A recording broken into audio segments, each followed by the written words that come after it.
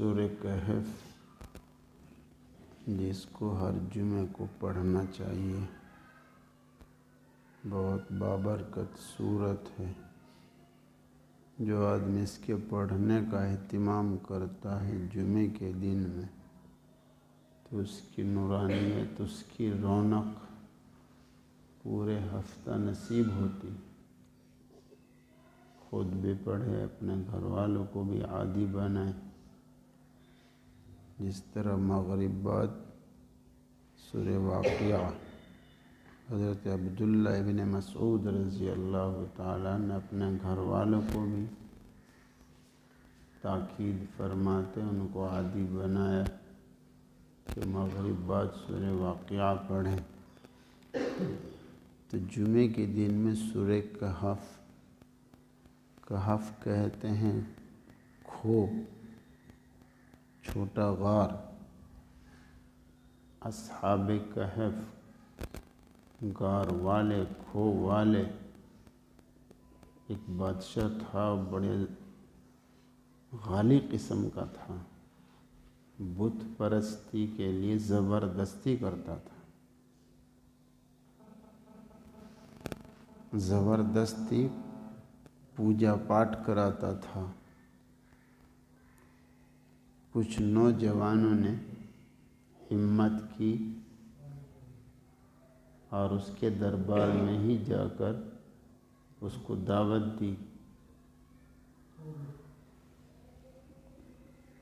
جب آدمی ہمت کرتا ہے تو ہمت پر اللہ کی مدد آتی ہے۔ اللہ پاک نے ان کی مدد فرمائی، وہاں سے بچایا، اور اب ان کے پیچھے وہ پڑ گئے، بادشاہ بھی، بادشاہ کے درباری بھی۔ تو انہوں نے اپنا ایمان بچانے کے لیے ایک غار میں جا کر پناہ لی۔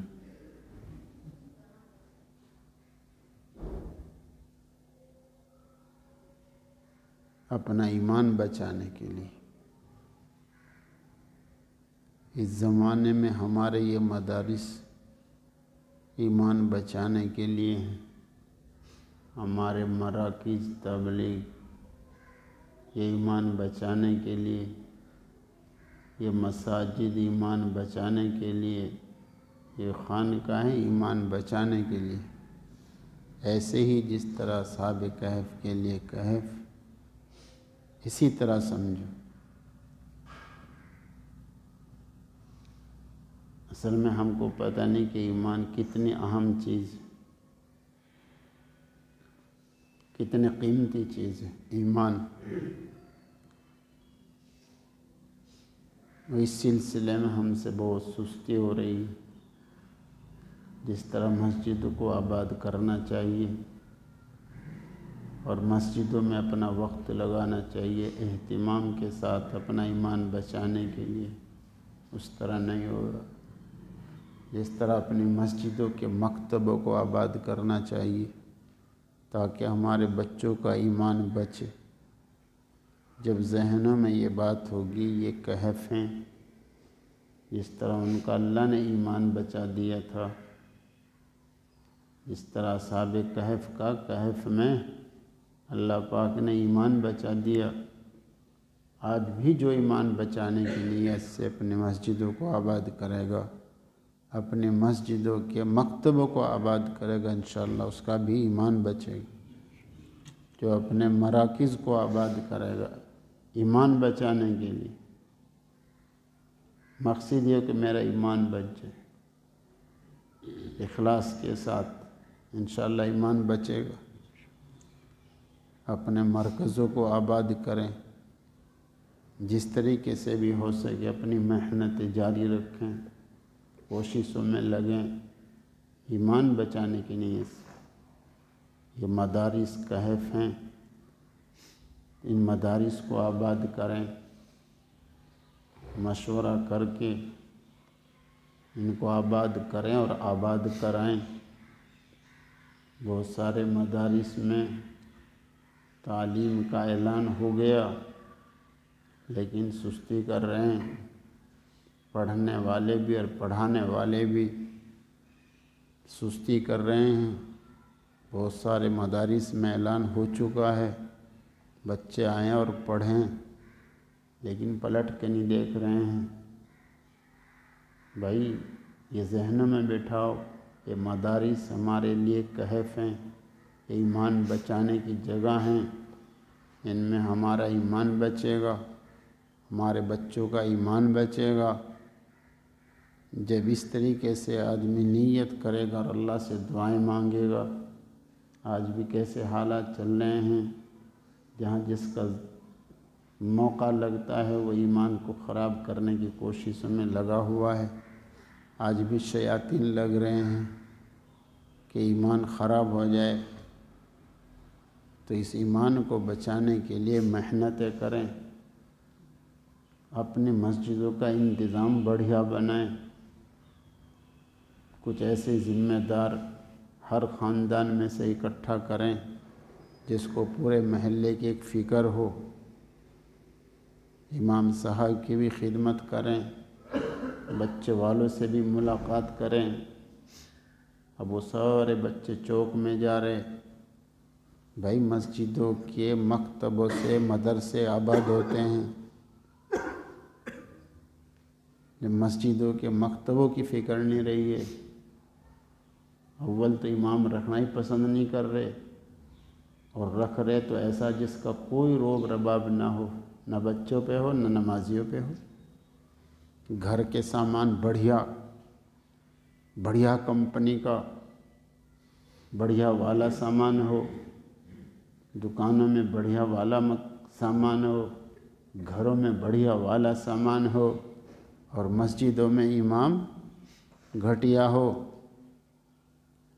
ارے بھائی امام اچھا امام تلاش کر کے، جس کا کچھ روب رباب ہو، جو بچوں کو پڑھانے کا شوق ہو، ایسے اماموں کو رکھ کر ان کی خدمت کی جائے، بچوں کو جوڑا جائے، نماز کے وقت میں جوانوں کو جوڑا جائے، ان کے ذہنوں میں یہ بٹھایا جائے ایمان کیا چیز ہے، ایمان کا مذاکرہ ہو، ایمان کتنی قیمتی چیز ہے، ایمان ہے تو سب کچھ ہے۔ صحابہ کرام رضوان اللہ تعالی علیہم اجمعین نے مکہ مکرمہ چھوڑ دیا، ایمان نہیں چھوڑا، بیت اللہ چھوڑ دیا مگر ایمان نہیں چھوڑا، جانیں چھوڑ دی مگر ایمان نہیں چھوڑا۔ ابھی حضور پاک صلی اللہ علیہ وسلم مکہ مکرمہ میں تھے، مدینہ منورہ کے کچھ لوگ بیعت ہو گئے، انہوں نے ایمان بھی قبول کیا، تو حضرت مصعب بن عمیر رضی اللہ تعالی عنہ اور حضرت عبداللہ ابن ام مکتوم رضی اللہ تعالیٰ عنہ کو مکہ مکرمہ سے مدینہ منورہ تعلیم کے لیے پہلے ہی بھیج دیا تھا۔ ابھی حضور پاک صلی اللہ علیہ وسلم نے ہجرت نہیں فرمائی تھی، مگر مدینہ منورہ والوں کی تعلیم کے لیے مکہ مکرمہ سے 2 آدمی معلم بنا کر کہ جاؤ وہاں پر اسلام سکھاؤ، اسلام کے احکام سکھاؤ، اور مکتب شروع